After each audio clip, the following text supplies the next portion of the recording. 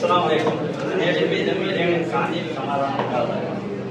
என் பேர் யூனிஸ். ஸோ நான் வந்து எய்டட் கம்ப்யூட்டர் சயின்ஸ் 2014-17 14 to 17 படித்தேன். சரியா, ஆச்சரியமா இருக்கு. நாட்டு வேகம் ஓடிட்டு நான் அந்த காலேஜுக்குள்ள வந்து 12 வருஷம் ஆகிட்டு முதல்ல 6 வருஷம் ஸ்டூடெண்ட் ஆகும். பிஎஸ்சி எம்எஸ்சி அடுத்து ஸ்டாஃப் வந்து ஐடி பேங்க்ல ப்ரொஃபஸராக ஒர்க் பண்ணுறோம். 14-17 எய்டட் படித்தோம். ரெஸ்பெக்டட் டாக்டர் ஷாதமி சார் எடுத்த சப்ஜெக்ட் பிஸ்கிட் மேக்ஸ் ஆப்ரேஷன் ரிசர்ச் ஷீஷர். ரெஸ்பெக்டட் மிஸ்டர் கதிரவன் சார் எடுத்த subject micro processor units software engineering. Software இன்ஜினியரிங்னா இப்போ கேட்டாலும் சொல்லுவோம். சரியா, 7 ஸ்டேஜ் தெரியுமா? Feasibility study, requirement, design, development, testing, maintenance, deployment, maintenance. புரியுதா? எதைய சொல்ல வரோம்? அப்போது அவங்களுடைய அனுபவத்துலேருந்து நடத்துவாங்க. கலீல் சாருடைய டீச்சிங் மெத்தடை பார்த்தா நான் வந்து டீச்சரானே ஆசைப்பட்டேன். இது ஏதோ சும்மா மேடைக்காக பேசுறது இல்லை. நான் ப்ரிப்பேர் ஆகிட்டு அதை பேசுறது. சரியா, பெரிய வாஷ்ரூம் வந்தேன், உள்ள பார்த்தா எல்லாரும் இருந்தாங்க. Thanks to the doctor Pratibha ma'am வந்து உள்ள கலீல் சாருக்கு ஒரு சின்ன ஃபங்க்ஷன் நாங்கள் உடனே இமீடியட்டாக நம்ம சாருங்க நம்ம வந்துடணும் அப்படின்னு தான் இருந்தேன். நம்ம ப்ரிப்பேர் ஆகி தான் பேசல.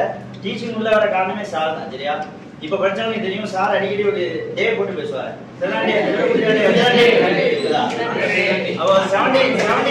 பிஎஸ்சி படிக்கும் போது கபாலி படம் ரிலீஸ் ஆச்சு. ட்ரெய்லர் வந்து பெரிய அளவு அதிக மக்கள் போய் ரீச் ஆச்சு. அது ஒரு நல்ல மார்க்கெட்டிங். படம் எக்ஸ்பெக்ட் பண்ண அளவு இல்லைனாலும் ட்ரெய்லர் அதிகமான மக்கள் போய் சேர்த்தான். அப்ப கபாலிட்டா அப்படின்னு ஒரு டைலாக் வருங்க. அப்ப நான் பசங்களை சொல்லுவேன், மச்சான் இதை மட்டும் கழிச்சா சொல்லியிருந்தா கபாலி டே அப்படின்னு. ஒரு சந்தோஷமான விஷயம் என்னன்னா 17 அந்த காலேஜ் முடிச்சுட்டு போனோம். அப்ப நான் ஃபீட்பேக் டாக் கொடுத்தேன். சார் முன்னாடி இருந்தார் கிளாஸ்ல. இப்ப சாரு ரிட்டையர்ட் ஆகி போனாங்க. நம்ம திரும்ப டாக் கொடுக்குற அப்படியே வாழ்க்கை ஒரு வருத்தம் அப்படின்னு திரும்ப வருது. புரியுதா? நம்ம வெளியே போகும்போது நம்ம ஸ்பீச் கொடுத்தோம். இப்போ வந்து சார் ரொம்ப சூப்பரா டீச் பண்ணுவாங்க. அன்னைக்கு நான் என்ன சாஃப்ட்வேர் இன்ஜினியர் போட்டு எம்பிடிஎல் கோர்ஸ் முடிச்சு 90% அடிச்சோம். நெட் எக்ஸாம் கம்ப்ளீட் பண்ணோம். யூடியூப் சின்ன லெவலில் யூடியூப் சேனல் நடத்துறேன். இது எல்லாமே பிஎஸ்சியில கத்துக்கிட்டது. பெருசாலாம் புதுசா படிக்கல. பிஎஸ்சியில இவங்க தன்னுடைய அனுபவத்துல என்ன பண்ணாங்கன்னா ஒரு காம்ப்ளெக்ஸான சப்ஜெக்டை ரொம்ப சிம்பிளா சொல்லி தந்துருவாங்க. புரியுதா? கிராஃப் தியரியா இருக்கட்டும், மைக்ரோ ப்ராசஸா இருக்கட்டும், யூனிக்ஸா இருக்கட்டும், எல்லாரும் டீச் பண்ணிடலாம். பட் யார் நல்ல டீச்சர்னா எதுவுமே புரிய வைக்கணும். ஆல்பர்ட் ஐன்ஸ்டீனோட ஒரு கோச் உண்டு. நீ ஒரு விஷயத்தை 6 வயசு பையனுக்கு சொல்லி கொடுக்கணுமா, அந்த 6 வயசு பையன் அதே விஷயத்தை இன்னொரு 6 வயசு பையனுக்கு சொல்லி கொடுப்பான். இந்த 2 6 வயசு பையனுக்கும் நீ சொன்ன விஷயம் தெளிவா புரிஞ்சதுன்னா சொல்லி கொடுத்த உனக்கு அது நல்லா தெரியும் அர்த்தம். நான் சொல்லி கொடுத்தவங்க புரியலாம். மிஸ்டேக் என் பக்கமும் இருக்கு. புரியுதா? சவாசா அடிக்கடி ஒரு விஷயம் சொல்லுவார், பையன் விட்டு வச்சானா நம்மளும் தெரியாம காரணம் தான், நம்ம ஒழுங்கா பிடிச்சா ஏன் விட்டுட்டிக்க போறோம் அப்படின்னு ஒரு சூப்பரா ஸ்டேட்மெண்ட் சவாசா சொல்லுவாரு. ஸோ வந்து இப்படி ஒரு ப்ரொஃபஸர் கிடைச்சதுக்கு ரொம்ப அந்த சந்தோஷம்.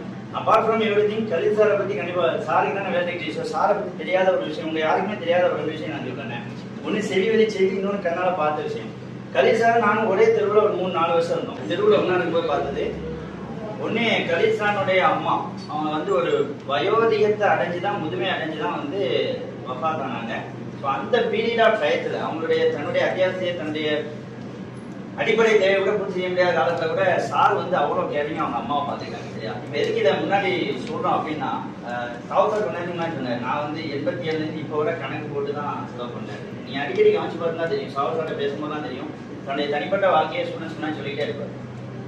நெட் எக்ஸாம் ப்ரிப்பேர் ஆயிருந்தா டீச்சிங் ஆப்டிடியூட்னு ஒரு சப்ஜெக்ட் உண்டு. அதாவது அதில் ஒரு கொஸ்டின் உண்டு, a teacher should be the dash அப்படின்னு கேட்போம். A teacher should be the role model. ஒரு டீச்சர் தன்னுடைய வாழ்க்கையை அப்படி முன்னாடி தூக்கி போடணும் ஸ்டூடெண்ட்ஸ் முன்னாடி. புரியுதா? அது எல்லாத்துக்கும் அந்த வாரம் அமைஞ்சிடாது. புரியுதா? நல்லா இருந்தா போடலாம், இல்லைன்னா சென்சார் போட்டு சொல்லாண்டு இருக்கும். புரியுதா? நல்லதா சொல்லலாம். அப்போ அவங்க அப்படி சொல்றாங்கன்னா அப்படி இருந்திருக்குன்னு ஒரு அர்த்தம். ஸோ இப்போ back to the concept. So அவங்க அம்மாவை ரொம்ப நல்லா பார்த்துக்கிட்டாங்க. இன்னொன்று இது செவியலி செய்தி. நான் டைரக்டாக போய் பார்த்ததில்ல. அந்த தெருவில் அப்போ விளையாண்டுட்டு இருப்போம். சாருக்கெல்லாம் நான் நிறைய திட்டு வாங்கிக்கிறேன். சாருக்கு ஞாபகம் இருந்திருக்கேன். சார் மதியம் ரெஸ்டாரண்ட் போய் வாசல் இது கபடி விளையாண்டுட்டு இருப்போம். இங்கே சத்தம் போட்டுட்டு இருக்காது, தள்ளிப்பி விளையாட எடுத்து சொல்லுவார். எனக்கு நல்ல ஞாபகம் இருக்கு. ஸோ கலீல் சார் அப்போதே சாரோட ட்ராவல் பண்ணுங்க. ஸோ அவங்க அம்மாவை நல்லா பார்த்துக்கிட்டாங்க. செகண்ட் வந்து அவங்க பக்கத்து வீட்டில் ஒரு பையன் சதா, உங்களுக்கு ஞாபகம் இருக்கான்னு தெரியல சார். அவன் வந்து ரொம்ப நாள் உடம்பு எல்லாமே இருந்தான். இவன் 25 வயசு தான், 9 வயசு தான் இல்லை வஃபாத் ஆயிட்டாரு. ஸோ அவருக்கு நைட்டு 12 மணிக்கு 1 மணிக்கு திடீர்னு 2 மணிக்கு உடம்பு முடியாமல் போது சார் எழுந்திரிச்சு தூக்கிட்டு ஆட்டோவில் தூக்கிட்டு போனேன். சரியா, இதெல்லாம் சொல்லாமா இல்லையா தெரியல. இதுக்கான நட்பு எல்லாம் அவங்களுக்கு வழங்குவான். செய்கிற விஷயம் அல்லாவுக்கு தெரிஞ்சா போதும். இதே அப்படி ஸ்டூடெண்ட்ஸ் முன்னாடி தூக்கி போடுறோம்னா apart from technical knowledge, computer science நாலேஜை தவிர்த்து ரியல் லைஃப்ல எப்படி ஒரு ஹெல்பிங் டெண்டன்சியா இருக்கணும் அப்படிங்கிறதுக்கும் சார் ஒரு நல்ல முன்னுதாரணம்.